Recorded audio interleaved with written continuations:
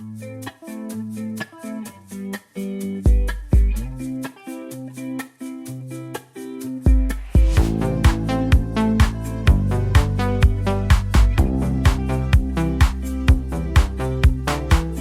dispositif de l'encadrement des loyers a occupé l'actualité cette semaine. En effet, dans un espace de temps restreint, le Conseil d'État a rendu 2 décisions. La première décision, en date du 22 octobre 2024, conduit à l'annulation de l'arrêté d'encadrement des loyers de 2020 à Paris. Et la seconde, en date du 18 novembre, est une décision de principe qui remet en cause la solidité juridique du dispositif d'encadrement des loyers à Paris via l'arrêté de 2019. J'ai avec moi au micro Patrick Drancourt. Il est avocat à Lille et surtout, il connaît la question parfaitement car il a été le premier à travailler sur des procédures devant le juge administratif interrogeant la validité du dispositif de l'encadrement des loyers. Il va donc pouvoir commenter ces 2 décisions récentes du Conseil d'État et surtout nous dire si l'avenir de l'encadrement des loyers est désormais compromis. Bonjour Patrick Drancourt. Je tiens à vous remercier chaleureusement pour l'opportunité que vous m'offrez de m'exprimer dans le cadre de votre interview sur l'encadrement des loyers suite, comme vous l'avez indiqué, aux 2 arrêts récents du Conseil d'État qui sont à mes yeux très importants. C'est un sujet d'une grande importance tant pour les professionnels du droit que pour les citoyens concernés par les évolutions législatives et réglementaires en la matière. Et donc on peut peut-être mettre quelques éléments de contexte tout d'abord ici. Et en quelques mots, est-ce que vous pourriez nous rappeler comment le dispositif de l'encadrement des loyers fonctionne ? Alors, schématiquement, le cadre juridique de l'encadrement des loyers est constitué de 2 mesures. Tout d'abord, un décret qui fixe le périmètre sur lequel est mis en place le dispositif d'encadrement des loyers. Et ensuite, encore beaucoup plus schématiquement, un arrêté du préfet qui fixe les loyers de référence dans les différentes zones de périmètre qui poseront, comme nous le verrons tout à l'heure, un problème au niveau de la jurisprudence du Conseil d'État. De façon générale, et pour bénéficier de votre expérience, en quoi ce dispositif est-il critiquable ou en tout cas questionnable ? Alors le dispositif sur l'île, puisque je m'en suis occupé, a été critiquable dès le départ, je dirais. Oui. À l'époque, pourquoi ? La bataille de l'encadrement des loyers est née à Lille. Elle a été gagnée à Lille. Oui. Puisqu'à l'époque, j'étais l'avocat de l'UNPI, de l'INIS, de l'AFTIME, et on m'avait demandé d'engager une procédure dans le tribunal administratif pour obtenir l'annulation de l'encadrement du loyer. Et en octobre 2017, et c'est la première décision qui a été rendue, le tribunal administratif de Lille a annulé l'arrêté du préfet limitant le périmètre de l'encadrement des loyers uniquement sur les territoires de la ville de Lille. Par la suite, il est vrai que le Conseil d'État a estimé que la mise en place par le Premier ministre de l'encadrement des loyers, et ça en 2022, sur les territoires de la ville est illicite tout simplement parce que le loyer moyen pratiqué dans le parc locatif privé était 2 fois supérieur à celui du parc social. Et ensuite, dans une dernière décision de la Cour administrative d'appel de Douai, la Cour administrative d'appel de Douai a jugé cette fois-ci que l'arrêté du préfet fixant les loyers de référence majorés et les loyers de référence minorés était applicable sur la commune de Lille, tout simplement parce qu'il y avait un loyer médian qui était largement supérieur. Donc on voit bien que sur l'encadrement des loyers, il y a 2 choses, la mise en place et le contrôle du prix, le contrôle des loyers. Oui, et d'ailleurs, cette question de la détermination des loyers est une question récurrente, en fait, quelles que soient les procédures. Alors, c'est une question récurrente et c'est une question qui se pose chaque année. Dans toutes les villes où l'encadrement des loyers a été mis en place.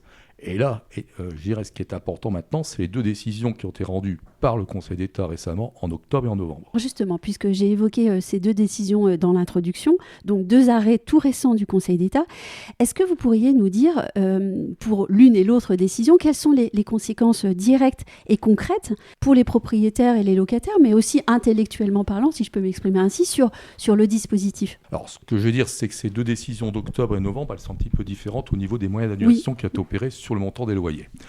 Je dirais, dans la décision d'octobre 2024, la Cour administrative d'appel de Paris avait annulé l'arrêté du préfet de Paris qui avait fixé les loyers pour la ville de Paris à compter du 1er juillet 2020. Pour annuler cet arrêté, la Cour administrative d'appel de Paris a relevé que le conseil d'administration de l'OLAP, qui avait pris une décision pour valider les travaux de calcul des médianes des loyers, n'était pas régulièrement constitué, c'est-à-dire que 3 membres ne pouvaient pas y siéger. Alors, il convient quand même de rappeler, si vous voulez, que l'OLAP... qu'est-ce que c'est l'OLAP ? Alors là, elle fait des travaux qui sont transmis ensuite au préfet pour fixer annuellement les loyers de référence. Par contre, je dirais, dans la jurisprudence de du 18 novembre. Dans 2022. Le Conseil d'État, là aussi, va sanctionner l'encadrement des loyers à Paris, non plus sur la forme, c'est-à-dire sur un problème de composition, mais sur le fond. Et c'est là beaucoup plus intéressant. Voilà. Et là, c'est beaucoup plus intéressant. Et plus particulièrement, je dirais, sur la détermination des secteurs qui permettent de fixer les loyers de référence. Est-ce qu'on peut dire que, vu l'importance de cette décision, elle pourrait constituer une menace d'annulation sur, les arrêtés suivants, donc je parle des arrêtés de 2020 à 2024 pour Paris, mais peut-être aussi se répandre comme une bonne idée dans le reste de la France pour attaquer d'autres arrêtés. Alors je dirais, c'est bonne ou mauvaise idée, selon le camp, mais... je dirais, c'est une jurisprudence du Conseil d'État. Je dirais sur le secteur géographique, je dirais on peut parfaitement s'en inspirer. Pour l'appliquer dans d'autres villes, éventuellement sur Paris, tout simplement parce que c'est une situation de principe, je dirais. Et ce qui est intéressant, alors d'abord, par rapport à ce qu'on a pu dire, entendre ou même écrire, c'est pas la fin de l'encadrement des loyers. L'encadrement des loyers, c'est 2022, c'est licite, c'est pas un problème. Mais ici, pour la première fois, le juge administratif contrôle à la fois la forme et le fond des arrêtés préfectoraux fixant les loyers de référence en fonction des zones géographiques. Cela constitue à mes yeux une brèche dans le dispositif de l'encadrement des loyers. Et un moyen de recours. Un moyen de recours et peut-être aussi l'indication à nos gouvernants que ce dispositif, qui, je le rappelle, est encore expérimental, doit peut-être être mieux travaillé. Alors, ce que je veux dire, c'est qu'effectivement, c'est un système qui est expérimental. Je ne doute pas qu'il y aura des débats. De toute façon, je pense que ça les ont été annoncés. Mais je pense qu'effectivement, débattre, c'est prendre aussi en compte et en considération les arrêts du Conseil d'État. Et donc, on parle là de la fixation des loyers, mais aussi de la mise en place des secteurs géographiques. Alors, pour le moment, on est sur la place des secteurs géographiques. Il est vrai que le Conseil d'État a renvoyé la Cour administrative d'appel de Paris. Et on verra comment va se positionner la Cour d'appel de Paris sur ce point. Moi, je pense que c'est une question de temps. Mais l'impulsion est donnée, je pense. Et c'est là peut-être la leçon à tirer de ces deux arrêts ? Je pense que la leçon à tirer de ces deux arrêts, c'est qu'il y a un contrôle du juge administratif sur les loyers fixés par les préfectures. Et en plus, sur un secteur qui n'est pas anodin quand même, puisque c'est le secteur de la capitale.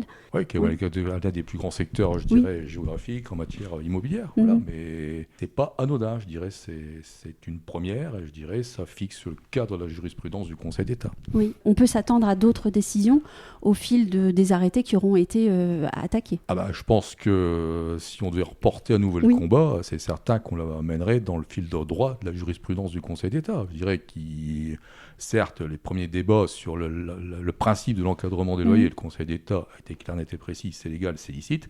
Ici, sur la fixation du prix de loyer, qui est quand même l'élément le plus important pour le propriétaire. Ce qui intéresse le propriétaire, c'est le prix du loyer. Voilà, je dirais, là, le Conseil d'État vérifie la zone géographique et peut-être par la suite d'autres éléments. Bon, une dernière question, puisque ces propriétaires se posent la question de savoir s'ils vont pouvoir, par exemple, engager la responsabilité de l'État sur un manque à gagner. Alors je dirais la question, juridique est complexe et intéressante, et je dirais elle mériterait une étude un peu plus approfondie que dans le cas de cette interview. Je veux dire, il y a deux choses. En un mot, en raison de l'annulation de l'arrêté du préfet fixant les loyers dans le cadre de l'encadrement, une propriétaire peut-il obtenir une indemnisation de l'État en raison du manque à gagner. Alors, déjà, le Conseil d'État, dans sa décision de 2024, il ne règle pas le problème puisqu'il renvoie de toute façon à la Cour administrative d'appel de Paris. Par contre, en revanche, la Cour administrative d'appel de Paris a modulé dans le temps les effets de sa décision d'annulation en jugeant que l'annulation rétroactive entraînerait des conséquences manifestement excessives sur le montant des loyers fixés. Et qu'est-ce que cela veut dire, ça ? Ça veut dire tout simplement que, en ce qui concerne la réflexion de la Cour administrative d'appel de Paris, il va vous indiquer que cette jurisprudence, apparemment, quand on la lit bien, ne serait pas forcément sans incidence sur les instances en cours qui ont été engagées, c'est-à-dire éventuellement sur des procédures de contestation des loyers. Voilà. Alors reste à ça, c'est dans le cadre des rapports entre particuliers. Maintenant, la question qui se pose effectivement et qui est de taille juridiquement et qui fait l'objet de quelques débats dans la presse qui, à mon sens, ne sont pas forcément réglés, c'est de savoir effectivement si on peut engager la responsabilité de l'État. Alors pour moi, l'absence de non-rétroactivité de l'annulation n'empêche pas de constater la faute de l'État. Juridiquement, la question de la responsabilité de l'État se pose à l'égard des propriétaires en raison du manque à gagner résultant de l'illégalité de l'arrêté. Donc il s'agira pour chacun d'évaluer donc sa je pense situation. qu'il faut analyser la situation. Oui. Je veux dire, moi je pense que le débat n'est pas clos sur ce point. Je pense qu'il s'ouvre. Je ne sais pas dans quel sens, mais il s'ouvre. Et c'est ce qu'on retiendra finalement, c'est que ces 2 arrêts ouvrent bien des questions et ouvrent le débat pour le futur sur cet encadrement des loyers. Ça s'ouvre des débats. Puis surtout, je veux dire, il y a un contrôle, même si c'est un contrôle de l'erreur manifeste d'appréciation, il y a un contrôle du juge administratif. Et je pense qu'effectivement, les préfectures, lorsqu'on le fixait, je veux dire, le contrôle de la juridiction administrative, il existe. Et je dirais, sur l'élément qui est le plus important, sur l'élément qui je dirais, qui quelque part intéresse ses propriétaires, c'est le prix du loyer. Voilà. La zone périphérique, c'est réglé. Ça a été réglé. Maintenant, c'est le prix. Et sur le prix, le montant du loyer, il y a effectivement un contrôle. Je pense que ce sera un contrôle qui sera de plus en plus précis. Ici, on a critiqué les zones géographiques, mais il y a des tas de choses à critiquer. Oui. Il y a des tas de choses à revoir. Maintenant, ça nécessite une analyse très précise des situations dans chaque ville. Voilà. Merci Patrick Drancourt de ces éclairages et puis à très bientôt sur nos ondes parce que manifestement le débat n'est pas clos et on pourra en reparler. Je vous le confirme, à très bientôt.